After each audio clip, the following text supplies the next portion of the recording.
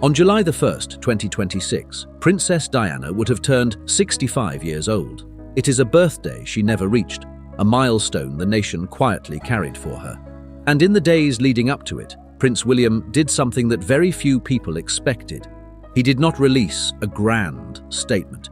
He did not stage a public ceremony for the cameras. He did something smaller, quieter, and far more personal. And when the details began to surface, they moved a country that thought it had no tears left for Diana. This is not a story about a press release. It is a story about a son who has spent nearly 30 years learning how to grieve in public while protecting something private. And on his mother's 65th birthday, he made a choice about how she would be remembered and who would carry her forward. Here is what happened. This moment is not just a personal tribute from a grieving son. It touches the emotional center of the entire monarchy. Diana was never only William's mother. She was the most beloved royal of her generation, a woman who reshaped what the public expected the crown to feel like. How her memory is handled is a question of institutional importance, because the monarchy's relationship with Diana has always been complicated, careful, and at times deeply painful. What William did on her 65th birthday quietly answered a question the palace has avoided for years.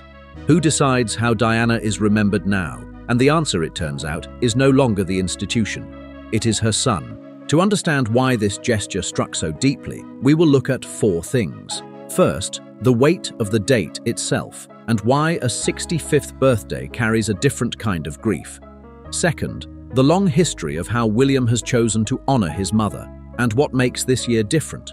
Third, the gesture itself, broken down piece by piece, including the detail involving Princess Charlotte that left observers in tears. And finally, what this quiet decision means for Diana's legacy, and for the next generation that will carry her name.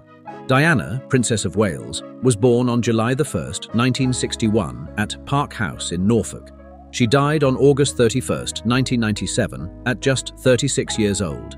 William was 15. Harry was 12. The image of those 2 boys walking behind her coffin remains one of the most haunting moments in modern British history.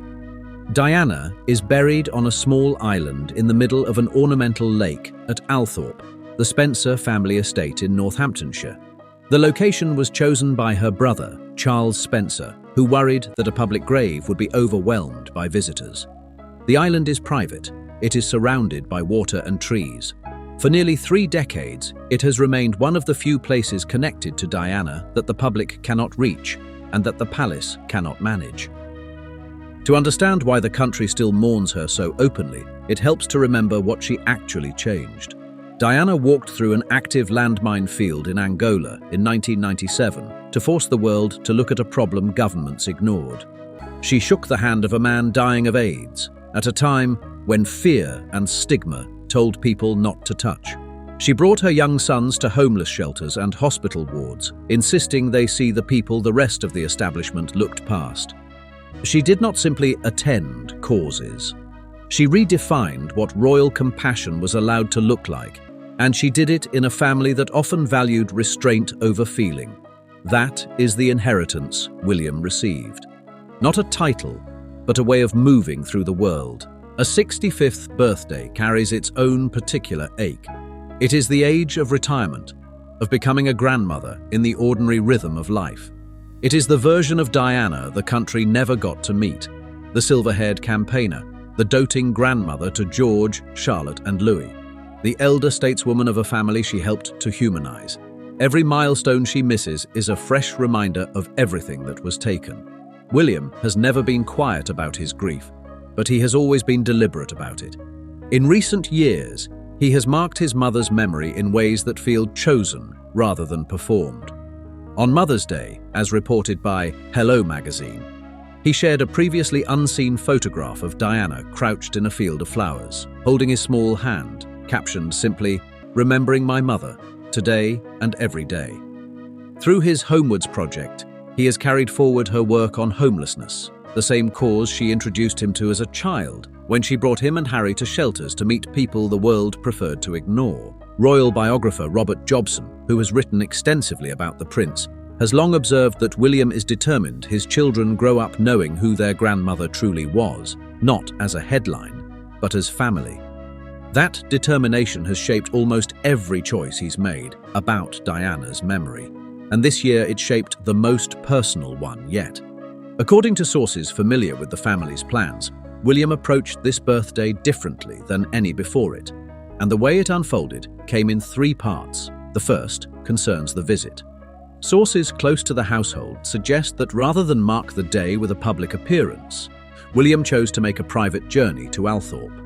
While there is no official confirmation of the visit, those familiar with the family say he wanted to stand at the one place that has always been hers alone, away from cameras, away from the institution, on the island where she rests.